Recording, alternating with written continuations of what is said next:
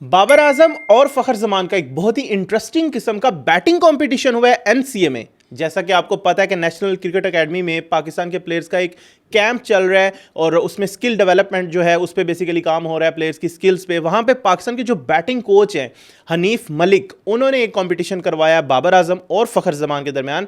ये क्या कंपटीशन था और इसमें किसने विन किया, ये इस वीडियो में आगे चल के देखते हैं। हनीफ मलिक जो कि एक बहुत जबरदस्त कोच हैं, पाकिस्तान की इमर्जिंग टीम के साथ भी काम कर चुके हैं और पाकिस्तान ने तब इमर्जिंग एशिया कप भी जीता। इस टाइम वो पाकिस्तान की नेशनल साइड के साथ जो है एज ए बैटिंग कोच काम कर रहे हैं और इस वक्त जो एनसीए में कैंप चल रहा है उसमें भी वो प्लेयर्स के साथ स्किल डेवलपमेंट पे भी काम कर रहे हैं।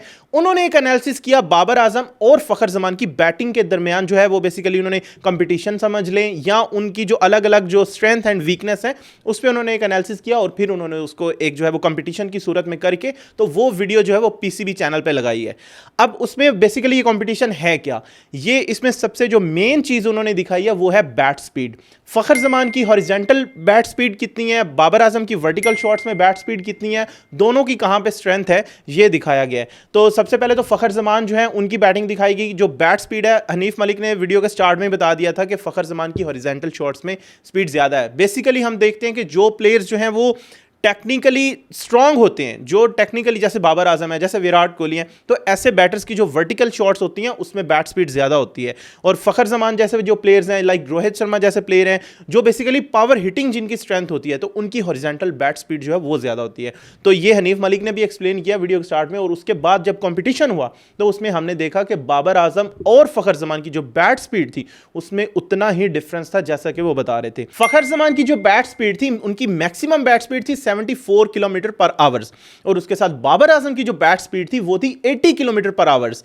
और इसके साथ अगर हम पावर को भी देखें तो फखर जमान की पावर थी 761 वॉट और उसके साथ बाबर आजम की जो पावर थी वो थी 1137 वॉट। मतलब बहुत ज्यादा डिफरेंस था इस चीज में। एंड ये देख के आप बहुत शॉक हुए होंगे कि यार बाबर की पावर फखर से कैसे ज्यादा हो सकती है। तो यही बेसिकली वो चीज़ है जो हम टेक्निक की जब बात करते हैं या कोचिज से सुनते हैं या जो एक्सपर्ट्स हैं वो जब हमें बताते हैं, तो टेक्निक जब वो कहते हैं ना कि जो टेक्निकल बैटर्स हैं जैसे बाबर आजम है, विराट कोहली हैं, जो रूट हैं, ये इतने ज़्यादा क्यों मैटर कर रहे होते हैं।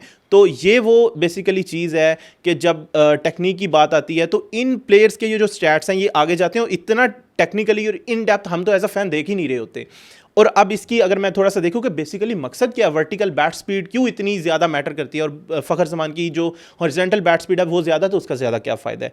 तो सबसे पहले बाबर आजम की बात कर लेते हैं। बाबर आजम का अगर मैं इसके साथ आपको बताता चाहूँ कि उनका बैट इंपैक्ट भी ज़्यादा है। दैट मीन्स कि जो जब बैट बॉल को टच होता है, जब बैट बॉल को हिट करता है, तो उस वक्त भी जो पावर होती है, बेसिकली इसको हम टाइमिंग वगैरह कहते हैं, तो वो भी बाबर आजम का ज़्यादा है। तो बेसिकली अब देखते हैं कि बाबर आजम जो हैं उनकी ये ज़्यादा पावर ज़्यादा होने की वजह से एंड उनका जो बैट स्पीड है ज़्यादा होने की वजह से उनको क्या एज है। तो जब हम देखते हैं स्विंगिंग कंडीशंस होती हैं या हम वो वाली शॉट्स देखते हैं जब डाउन द ग्राउंड खेला जाता है, कवर्स में खेला जाता है, तो बाबर आजम जैसे बैटर्स लाइन में, बॉल की लाइन में, बॉल के ऊपर उनकी जो अप्रोच होती है वो इतनी, जिसको हम जब देखते हैं ना उर्दू कमेंटेटर्स या हिंदी कमेंटेटर्स को सुनते हैं तो वो कहते हैं इनके पास बहुत वक्त है। ये आपने यकीनन सुना होगा कि इनके पास बहुत वक्त है या बहुत टाइम है। बेसिकली वो यही टाइम है कि जब बॉलर बॉल करता है तो जो बॉल को अप्रोच करने की, मतलब लाइक बॉल की लाइन में आके उसको हिट करने की जो एबिलिटी है वो बाबर आजम की बहुत ज़्यादा है।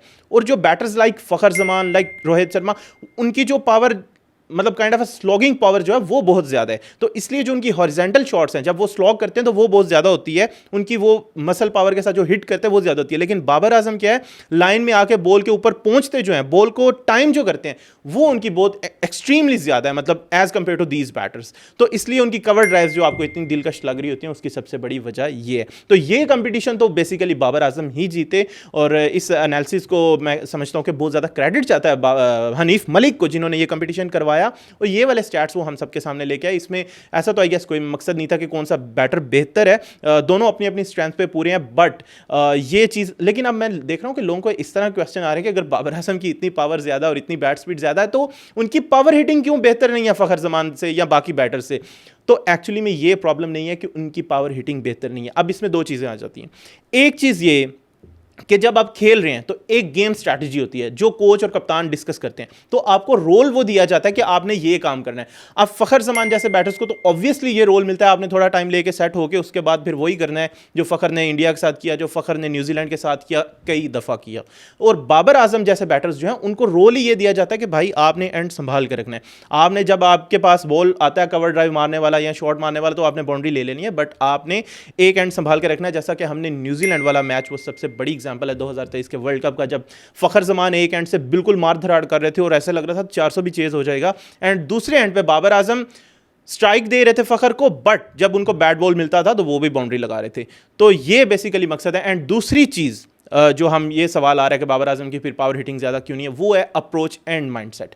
फ़खर जमान जैसे बैटर्स जो हैं, आपने कई दफ़ा बाबर से ये सुना है कि हम कहते हैं फ़खर रुक जा, आपको याद होगा, तो फिर भी फ़खर नहीं रुकते। उनकी अप्रोच या उनका माइंडसेट ये होता है कि मैंने ले जाना है अगली अपोजिशन को। वो बेसिकली जो जैसे मोहम्मद हारिस का माइंडसेट भी हम देखते हैं कि वो एक अपने जो टेम्पलेट उनका बना हुआ है उसी पे खेलते हैं। बट बाबर आजम जैसे बैटर्स जो हैं वो गेम को लेके चलते हैं, वो बेसिकली गेम को अपने कंधों पर ही चला रहे होते हैं कि हम रहेंगे इस क्रीज पे तो फ़खर जैसा बैटर भी इजीली हिट करता रहेगा। बट जब दूसरे एंड पे कोई हेल्प नहीं कर रहा होता तो कोई बैटर भी मैच बचा नहीं पाता। आपको ये कंपटीशन कैसा लगा और ये एनालिसिस कैसा लगा? Let us know your feedback in the comment section below.